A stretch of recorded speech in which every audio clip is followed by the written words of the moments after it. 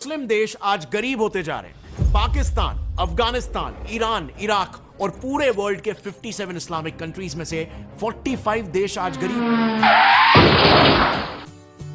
आजकल बहुत सारे मुस्लिम देशों में गरीबी बहुत बड़ी समस्या है। ये एक कॉम्प्लेक्स इश्यू है जिसकी जड़ें बहुत गहरी हैं। हमें आज के हालात समझने के लिए हिस्ट्री को समझना जरूरी है। इन देशों की कहानी सिर्फ मुश्किलों की नहीं है, ये एक शानदार पास्ट की कहानी भी है जहां बहुत इंटेलेक्चुअल और कल्चरल तरक्की हुई थी। ये दौर, जिसे इस्लाम का गोल्डन एज कहते हैं, आज के हालात से बिल्कुल अलग है। ये उस पोटेंशियल की याद दिलाता है जो अभी सोया हुआ है, बस जगाने की देर है।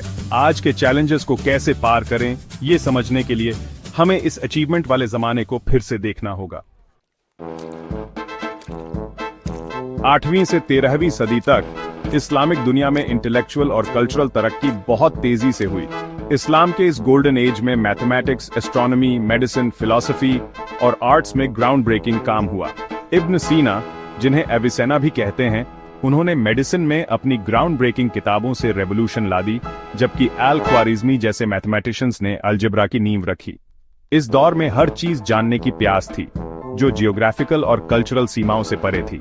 इस्लामिक दुनिया सीखने का केंद्र बन गई। दुनिया भर से स्कॉलर्स और स्टूडेंट्स यहां आते थे। गोल्डन एज हमेशा नहीं रहा, धीरे धीरे डिक्लाइन शुरू हो गया। क्रिटिकल इंक्वायरी की भावना कम होने लगी, जिसने इस दौर को डिफाइन किया था। आपसी झगड़े शुरू हो गए, जिससे यूनिफाइड इस्लामिक दुनिया कमजोर हो गई। मंगोल इन्वेजन्स ने और नुकसान पहुंचाया, सीखने के केंद्र तबाह हो गए और इंस्टेबिलिटी का दौर शुरू हो गया। यूरोपियन कॉलोनियलिज्म ने अपनी एक्सप्लॉयटेटिव पॉलिसीज और डिवाइसिव टैक्टिक्स से हालात और खराब कर दिए। फूट के बीज बो दिए गए और कभी फलते फूलते सीखने के केंद्र अस्थिरता और संघर्ष की छाया में डूब गए। ये डिक्लाइन सिर्फ पॉलिटिकल या इकोनॉमिक नहीं था, ये इंटेलेक्चुअल भी था। क्रिटिकल थिंकिंग और साइंटिफिक इंक्वायरी पर जोर कम हो गया, जिससे रिलीजियस डॉक्ट्रिन की ज्यादा रिजिड इंटरप्रिटेशन को रास्ता मिल गया। सेक्शन 4, सुन्नी शिया बंटवारा, झगड़े की वजह। इस्लामिक दुनिया में एक बड़ी दरार सुन्नी शिया बंटवारे की है।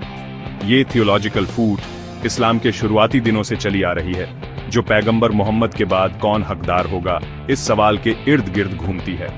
हालांकि इसे अक्सर सिर्फ एक रिलीजियस कॉन्फ्लिक्ट के रूप में दिखाया जाता है, लेकिन सुन्नी शिया बंटवारे का पॉलिटिकल फायदे के लिए इस्तेमाल किया जाता रहा है।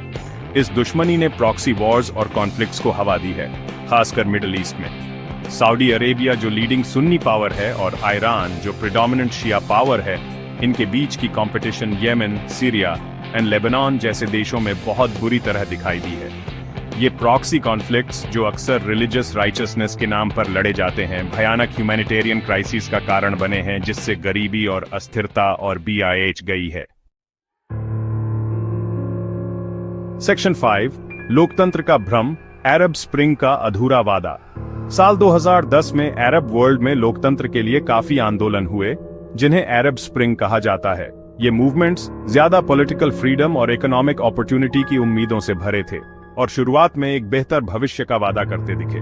हालांकि अरब स्प्रिंग के साथ आई उम्मीद जल्द ही निराशा में बदल गई। कई मामलों में इन आंदोलनों का सामना ऑथोरिटेरियन रिजिम्स के जबरदस्त दमन से हुआ, जो सत्ता से चिपके रहना चाहते थे। इसके बाद हुई अराजकता और अस्थिरता ने खाली जगह बनाई, जिसका फायदा एक्सट्रीमिस्ट ग्रुप्स ने उठाया, जिससे कॉन्फ्लिक्ट और BRH गया और डेमोक्रेटिक प्रोग्रेस की संभावनाएं कम हो गईं।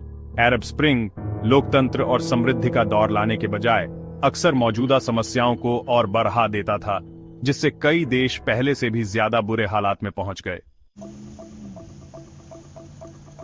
सेक्शन 6, समृद्धि की राह में रोड़े मुश्किलों का जाल। संघर्ष और पॉलिटिकल इंस्टेबिलिटी के अलावा कई फैक्टर्स मुस्लिम देशों में इकोनॉमिक प्रोग्रेस को रोकते हैं। एक बड़ी चुनौती एजुकेशन के क्षेत्र में है। रोट लर्निंग, जिसमें क्रिटिकल थिंकिंग के बजाय रटने पर जोर दिया जाता है, अक्सर क्रिएटिविटी और इनोवेशन को दबा देता है। ये इंटेलेक्चुअल क्यूरियोसिटी को रोकता है और तेजी से बदलती ग्लोबल इकोनॉमी के साथ ढलने की क्षमता को सीमित करता है। इसके अलावा औरतों के अधिकारों पर पाबंदियां, खासकर एजुकेशन और वर्कफोर्स में इकोनॉमिक ग्रोथ में बाधा डालती है, क्योंकि आधी आबादी अपना पूरा योगदान नहीं दे पाती। महिला सशक्तिकरण की कमी न सिर्फ इकोनॉमिक अपॉर्चुनिटीज को सीमित करती है, बल्कि सामाजिक असमानताओं को भी बढ़ावा देती है, जिससे ओवरऑल सोसाइटल प्रोग्रेस रुका रहता है। सेक्शन 7, एक नई राह बनाना, एक बेहतर भविष्य की ओर। मुस्लिम देशों में गरीबी के कॉम्प्लेक्स इश्यू को हल करने के लिए एक मल्टी फेसेटेड अप्रोच की जरूरत है। एजुकेशन रिफॉर्म बहुत जरूरी है। रोट लर्निंग से हटकर क्रिटिकल थिंकिंग, प्रॉब्लम सॉल्विंग और इनोवेशन की भावना को बढ़ावा देना होगा। औरतों को एजुकेशन, इकोनॉमिक अपॉर्चुनिटीज और लीगल रिफॉर्म्स के जरिए एम्पावर करना इन सोसाइटीज की पूरी क्षमता को बाहर लाने के लिए बहुत जरूरी है। गुड गवर्नेंस, जिसमें ट्रांसपेरेंसी, अकाउंटेबिलिटी और रूल ऑफ लॉ के प्रति समर्पण हो, इन्वेस्टमेंट को आकर्षित करने, इकोनॉमिक ग्रोथ को बढ़ावा देने और रिसोर्सेज के इक्विटेबल डिस्ट्रीब्यूशन को सुनिश्चित करने के लिए जरूरी है।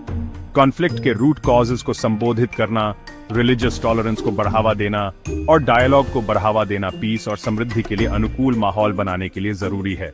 एक बेहतर भविष्य की यात्रा के लिए एक कलेक्टिव एफर्ट की जरूरत है, मुस्लिम देशों के अंदर और इंटरनेशनल कम्युनिटी दोनों की तरफ से, ताकि गरीबी के चक्र को तोड़ा जा सके और छिपी हुई असीम क्षमता को बाहर लाया जा सके।